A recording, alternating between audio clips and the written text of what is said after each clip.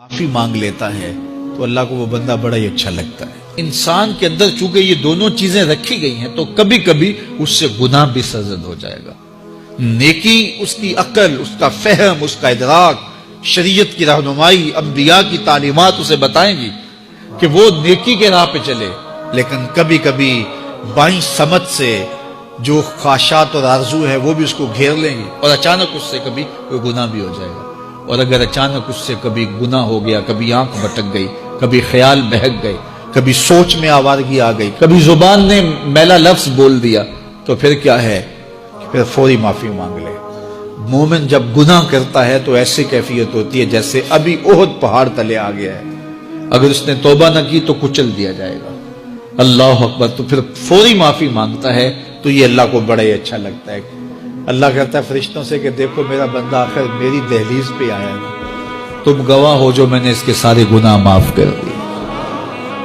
तो गुनाह के बाद जो शर्मिंदगी है, देखिए एक और जुमला कहता हूं, नेकी करने के बाद जो तकब्बुर पैदा होता है, मैं बड़ी नेकी कर ली है, और बाकियों को बंदा हकीर समझने लगता है, और उससे कोई गलती सरजद हो जाए उसके बाद शर्मिंदगी होती है और अपने आप को छोटा समझने लगता है और अल्लाह से माफी मांगता है।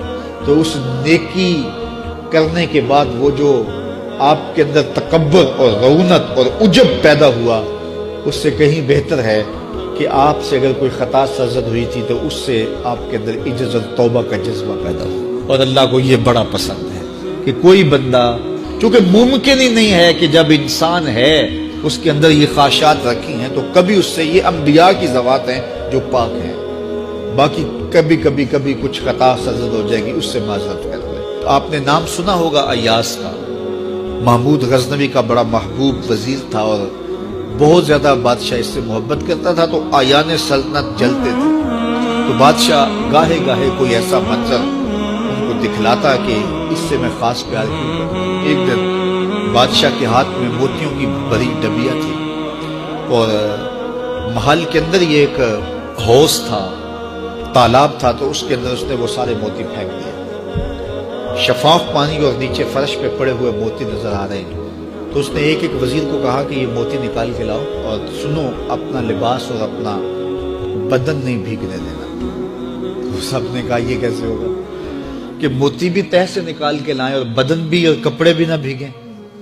तो दूसरे को कहा, उसने कहा हज़रत ये कैसे होगा, ये शर्त हटाएं तो फिर मैं निकाल के लाऊं। जब बात आई अय्याज की तो अय्याज ने फौरन छलांग लगा, मोती पकड़े, ढूंढे, हथेली में लिए और कांपते हुए बदन के साथ बादशाह के सामने हुजूर ये ले लीजिए। बादशाह गुस्से में था।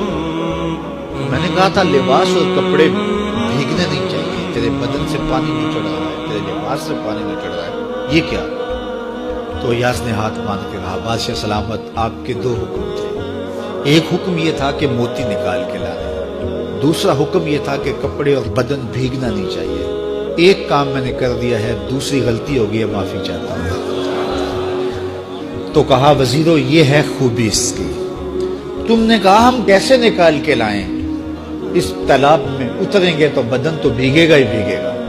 तो कहा जब शहवात दी गई हैं, ख्वाहिशात रखी गई हैं, आरज़ुएं दीवानी हैं, और फिर इस कायनात के अंदर रह करके हजरत इंसान कभी तो इस तालाब की गलाजत से अपने आप को भर ही देगा, तो फिर कमाल क्या है कि नेकी के फूल पेश कर दे, सजदे के मोती पेश कर दे, रुकू और क़याम के मोती पेश कर दे, हमदर्दी इंसानियत के साथ प्यार के मोती पेश कर दे, सारे मोती पेश करे, फिर मालिक का जलाल कि तेरे कपड़े क्यों भीगे, ये गुनाह क्यों किया, ये गुनाह क्यों किया, हाथ जोड़ के कहे मालिक इसकी माफी मांग।